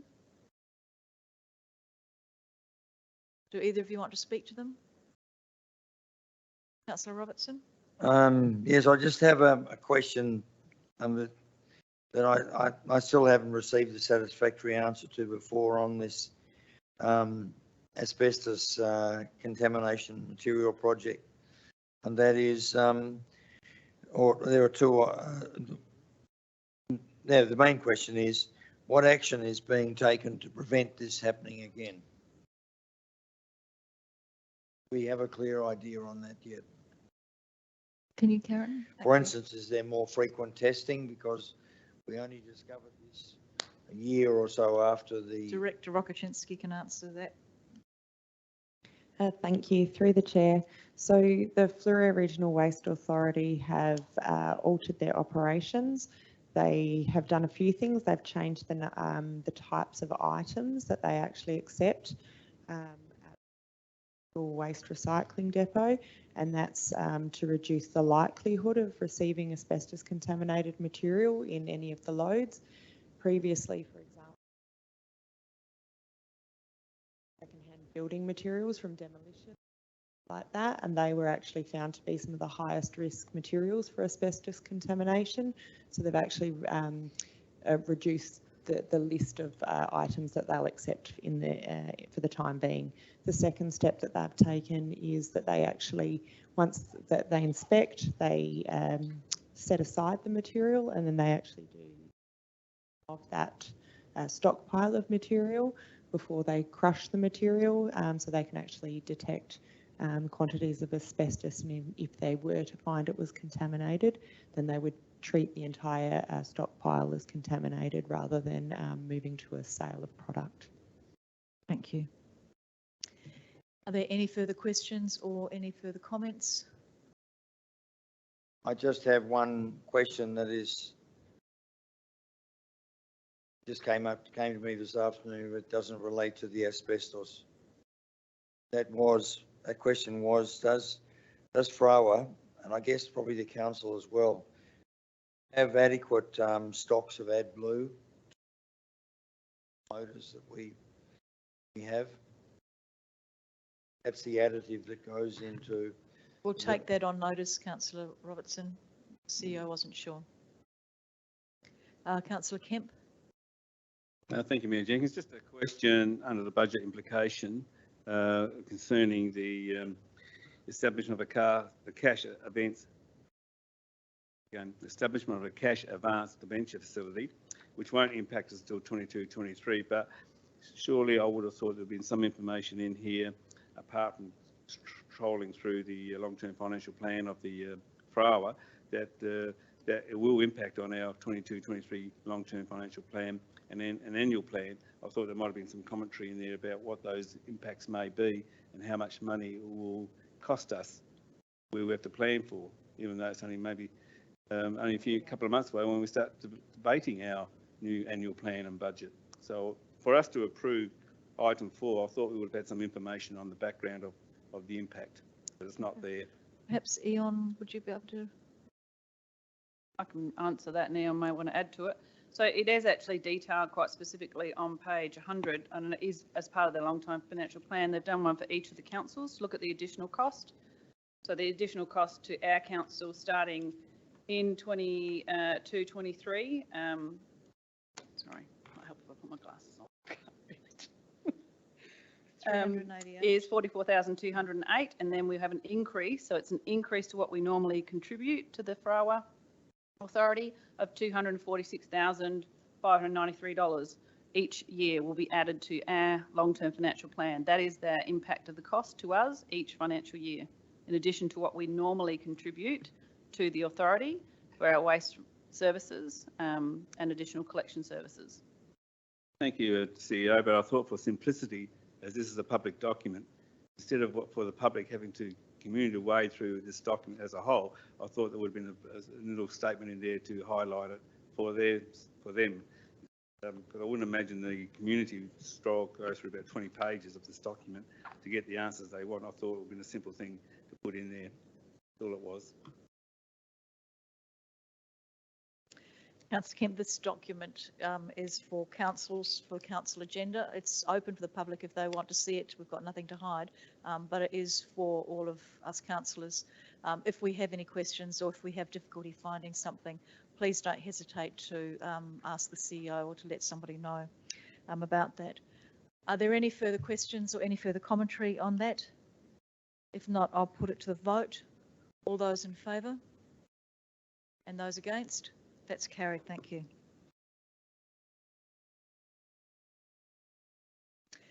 We now come to minutes of council committee meetings, and the first one is the Disability Access and Inclusion Advisory Committee. There are 3 recommendations there, and I'll take them on block unless anybody wants them done one by one. Someone like to move those 3? Thank you, Councillor Henderson, and seconded by Councillor Schofield.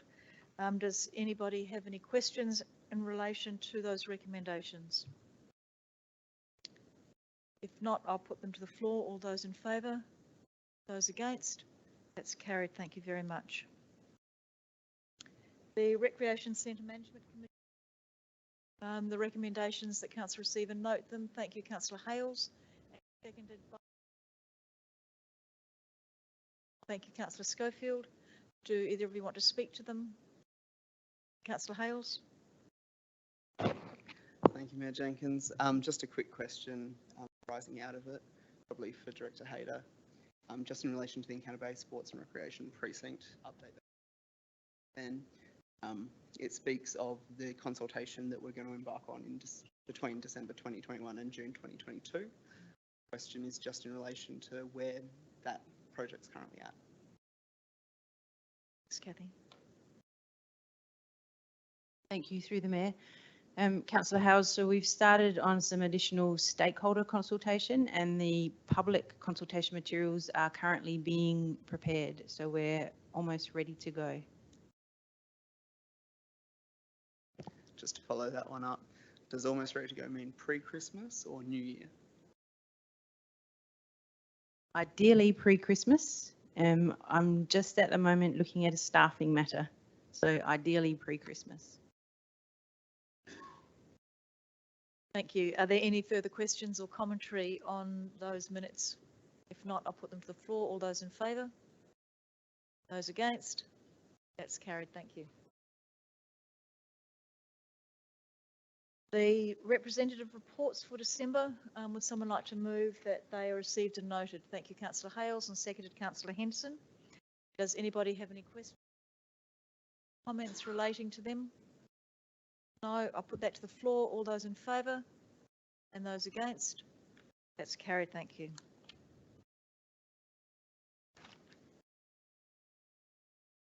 We have the Flourio Regional Aquatic Centre Authority Charter Management Model Review and General Update. The first recommendation is receiving and noting, and the second one is endorsing changes to the charter as provided in your attachment. I'll do those recommendations on block. Unless anybody objects, someone like to move them on block. Thank you, Councillor Robertson. And do I have a seconder? Thank you, Councillor Hales. Do either of you want to speak to them? Does anybody want to speak to them? Put that to the floor. All those in favour and those against? That's carried. Thank you very much. 14.3, the Flourio Regional Waste Authority Audit Committee membership. The first recommendation, once again, is receiving and noting, and the second recommendation is endorsing the presiding member and audit committee members. As per, you're happy to move that way on block? Councillor Kemp, thank you. And I have a seconder, Councillor Hales. Any questions in relation to those 2 recommendations? Councillor Kemp.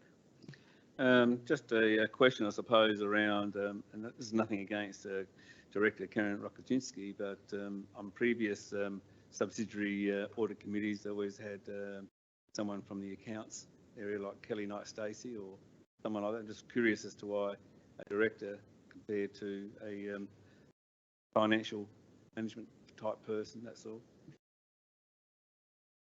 Thank you, Karen. Thank you, through the chair. Not that I'm trying to defend the position, but the thinking in this particular instance is that it is about audit and risk, and I have a strong risk background, and we have a member on there who has a strong financial background. That was the thinking. Thank you, Karen. Any further questions? Councillor Glasbrook? Well, I will be supporting it, but I am disappointed that there's not an elected member on there. I think, you know, we still are the local government. There should be elected representation, in my opinion, but as we know, that was changed in this instance. Thank you, Councillor Glasbrook. Anything further from the floor? Councillor Kemp, is there anything you want to add as? No, just best of luck, Director. All those in favour? And those against? That's carried, thank you.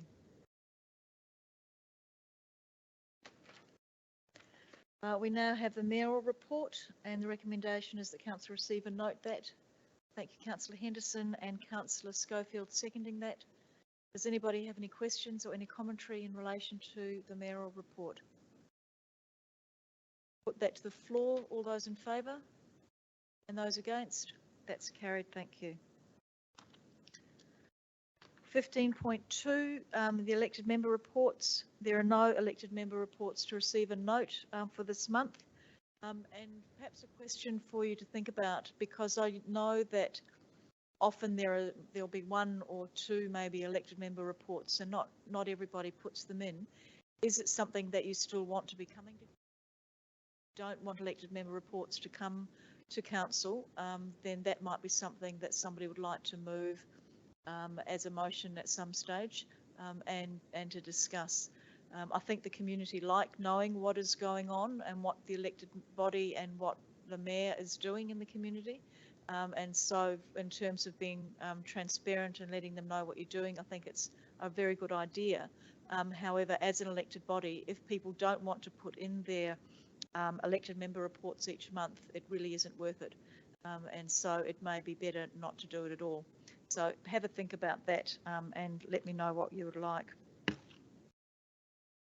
There are no matters of urgency. There are questions on notice in relation to applications from Councillor Hales, and I'll take that report as read for information only. Thank you for that, Councillor Hales. Can I ask through you, Mayor Jenkins, a question to Councillor Hales, please? Yep, certainly. I'm just curious as to why they normally have a small preamble as to why the questions on notice are there for. I know we spoke about this at length before, that we don't want a large preamble, but I thought a small paragraph giving a purpose to why the questions were asked. I'm just wondering why Councillor Hales wanted to ask these types of questions, or he could have just emailed the director. Totally. Thank you, Councillor Kemp. Happy to answer that. I guess I gave my preamble in person to the director when he was giving me advice around this particular set of questions.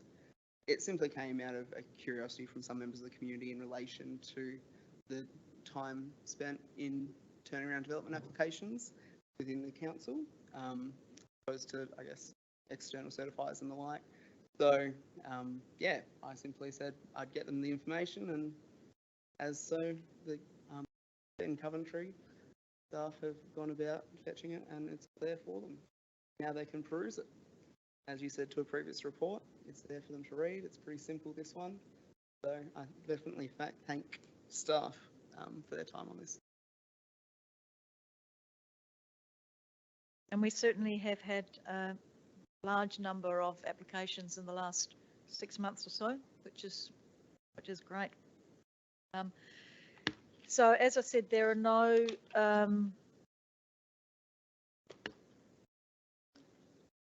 are there any questions without notice? There are no matters of urgency. Any questions without notice? David Kemp, Councillor Robertson. Thank you, Mayor Jenkins. I do have about 3. Victor Dragon Boat shed, that's been on the books now. Wondering what's the update on that, because it was brought to my attention the opportunity to put this shed out the Encounter Bay Oval area has been rejected by the football club and the netball club. That that's getting second hand, but I just raising the question as to if that's true. Is there any other land available where the Victor Dragons can build their shed? Thank you, through the Mayor.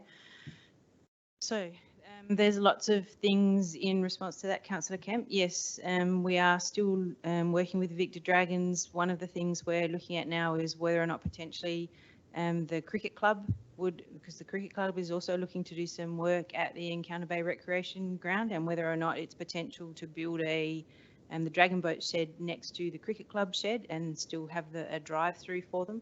We've also approached SA Water about if they have potentially some land for Victor Dragons. Unfortunately, that's come back negative. And the other thing that we potentially have now is Lot 101 and potentially a drive-through shed there.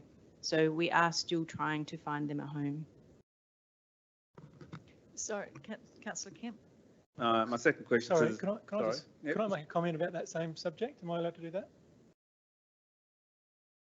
This is not a forum for debate at the moment. It's specific questions on notice. But if you've got questions without notice, yep. Thank you, Councillor Kemp. My second question to the CEO. There was a letter sent on the 17th of November from an urban planner, opinion on the Encounter Bikeway and the three options, and yet it wasn't shared with us at a workshop when we were discussing the Encounter Bikeway. I'm just wondering why that was shared with us. Through the Mayor, at the workshop, you were notified. We actually received 2 submissions from different planners. I think it was 3: Master Plan, Future Urban, and there was another organisation, Friends of Kyneton. So we did advise members at the workshop last week the various submissions that we had received. You obviously received copies of those when we put the report to council, which will be coming in January. So I know you mentioned it, but we didn't actually see them. No, because we didn't actually provide you with the details of all the consultation. There's quite a significant amount. We just gave you a summary of what we received, an overview as per the slides, and a detailed report will be presented to the January meeting. Thank you. My third question, through the CEO or maybe through Director Cathy Hayter, another email came concerning a petition from Mr. Phil Young of 1,000 signatures, which was rejected due to the claim that the petition criteria had changed. But according to Mr. Phil Young's email, he's saying it hasn't changed. So could you please provide an explanation? If it hasn't changed, then should it be included as part of the public consultation feedback? It is included in the public consultation feedback, but it's just not presented to council. Through the Mayor, thank you. So I believe there were several reasons why the petition was rejected, and it being changed midway was just one of them.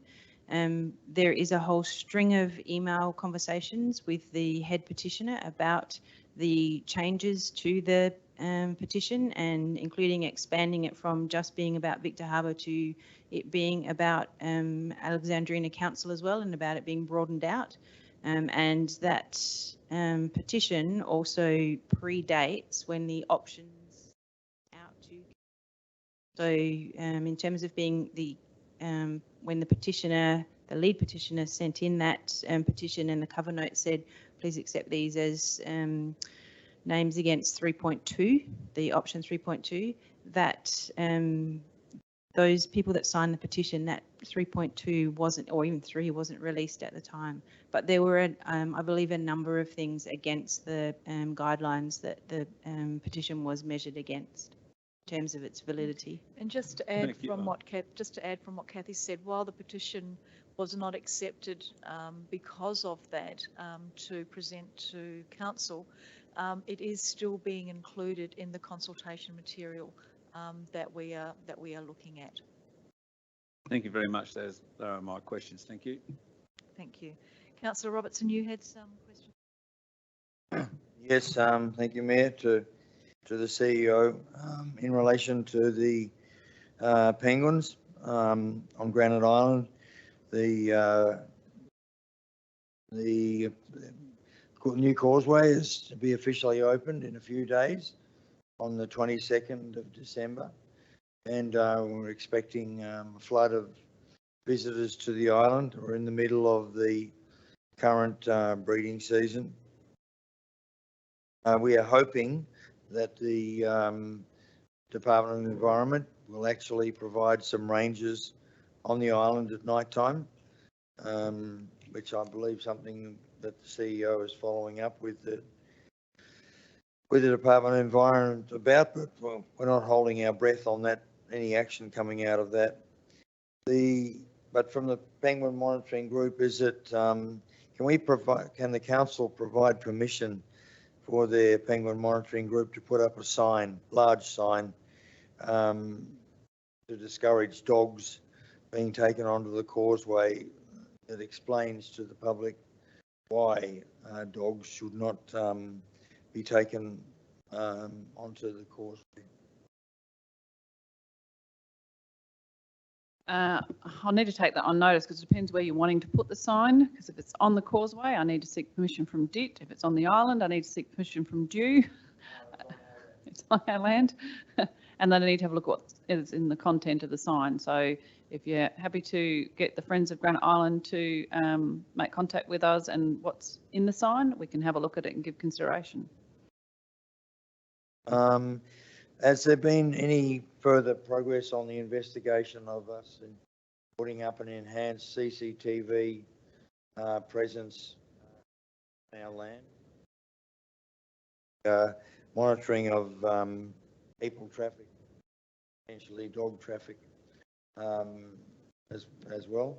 No, there hasn't. There is a CCTV camera down by the horse tram office already, but there's no further investigations at this stage. I know DEW have various cameras on the island, but we don't have vision or funds for any additional CCTV cameras in and around the causeway at this stage. But there is a camera already at the causeway, but it's not material that we have access to go back, look over and count individuals or dogs or cats or anything like that. It's the same footage that we have available that turns over, and if people want to access it or the SAPOL want to access it, then it's available. It's more around the monitoring that you requested last time that is a difficulty. Yeah, but if the problem with the existing camera at the, we've seen the footage, the Penguin Monitoring Group's seen the footage from that CCTV camera at the horse-drawn tram, and it's really a pretty low quality. The resolution and the definition is of low quality. So if there was a way of, yeah, and if it's possible for that camera to be, the footage of that to be looked at, it's more the issue of when there would be dogs going over, when there would be any other animals going over, that if there was any particular time of night that there was more chance of intercepting those.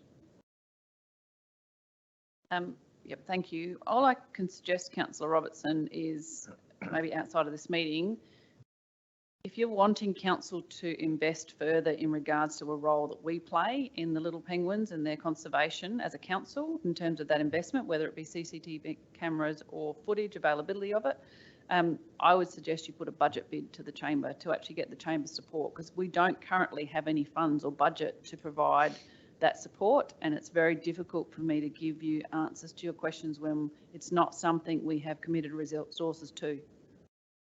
Definitely we advocate on behalf of the council to DEW and those parties that have a responsibility on the island, absolutely, but any other resourcing, I'd suggest that's what you should do, and I'm happy to help you with that. Yep, I appreciate that. Thank you very much. That's all the questions. Thank you. Thank you. Are there any other questions without notice? No. Motions on notice, there are none. Are there any motions without notice? Councillor Littley? Yeah, I did actually flag this last week. It's relatively simple, and it is for the purpose of convening a meeting of the voting working group, voting advisory working group. That is that the voting advisory, the motion would be that the voting advisory working group be tasked to provide feedback on items including the observations and recommendations with regards to voting activity through the summer period. And also to that point, potential comment or discussion on the coastal adaptation study, and provide feedback on the process and outcome with regards to the public toilet facility, public consultation, and potentially even with the memorial there as well. The reason I'm moving the motion is because there is an appetite from the voting advisory working group to meet to discuss some of these topics, or to have a discussion. And I think that in the period that we would be able to meet in January or February, it has been there will be issues that will come up over the next 6 weeks, we know that, and just to keep them engaged, keep that group engaged and providing some feedback. That's why we put a voting advisory working group together, and we haven't had opportunity to meet for 5 months. Could you give that motion without notice to Karina to write up? Or read it out? Or you got it? You got some of that there, because most of mine's written in shorthand. Just wait for her to get it on the screen so that you can all look at it. Councillor Glasbrook, have you got a question? Oh, just a question in relation to the toilet block. I don't have a problem with the voting advisory group talking about all of these things. I think they should, but I think we've already endorsed that, so I'm not quite sure why we'd want to talk about that one. It's more or less, I would say, for the sake of the voting advisory group to be able to observe and understand how that process played out. It's more just to discuss it, to say this is what had happened, this is why we did that, because the questions do come from it. I think Councillor Robertson might support me on that. So, Councillor Kemp, although your motion says to provide advice to council on the Bluff Boat Ramp toilets, whereas you just want information to provide feedback. In short, the voting advisory working group needs to be tasked with something before it can meet. So, yep. Yeah. Councillor, if I don't know whether you can read up on the screen, I've got here the voting advisory working group be tasked with providing feedback on the coastal adaptation study, Bluff Boat Ramp toilets, and boating activities at the Bluff Boat Ramp at the 2021 summer period. Do I have a seconder for that? Thank you, Councillor Robertson. Do you want to speak any further on that, Councillor Littley? Councillor Robertson, does anybody want to speak to that or have questions? Thank you, Councillor Hales. Thank you, Mayor Jenkins. Well, I'm certainly not opposed to the motion. I just have a question possibly for Councillor Littley in relation to it. And the question would be, have you been advised by administration that the content of this motion are things that you're not allowed to call a meeting about unless directly advised by council? So as in, do these things of the purpose to, what is it, provide I can advice? probably answer that for Councillor Littley. Yes, it does, because the Boating Advisory Committee was tasked with actually reviewing the boating strategy and also with the car parking requirements at the Bluff Boat Ramp. And then the terms of reference said, and then other tasks as directed by, haven't been any council, actually by CASPAC or council. Any further questions or commentary in relation to this? In that case, I'll put it to the chamber. All those in favour? Those against? That's carried. Thank you very much. Are there any other motions? No. In that case, then we move on to item 21, which is the confidential items. And the first item is the unsolicited proposal, lot 99, Hindmarsh Road, McCracken, And the first recommendation is to go into confidence. I won't read out that recommendation. I'll take it as read. Would somebody like to move that way? Thank you, Councillor Henderson. And seconded by Councillor Schofield. Do either of you want to speak to that? Does anybody want to speak to that? Councillor Robertson? Yes, Mayor. I fail to see why this this item here is confidential. This is basically about building a retaining wall, and these things are deja vu when it comes to development activities. And so to me, it was something, the actual wall that was being proposed by the proponent here was itself better than the normal concrete sleeper wall, sure. But did it need to be in confidence? I think this has come through as an unsolicited bid, Councillor Robertson, and so it needs to be at this stage in confidence because of the unsolicited proposal. Yes, Mayor, that's probably right, but to me, there's a more fundamental issue in that here, and that this is not the sort of proposal that should be coming through an unsolicited bids, solicited proposals policy. Are there any further comments? I'll put this to the floor. All those in favour? And those against? That's carried, thank you. Just wait for the gallery to leave.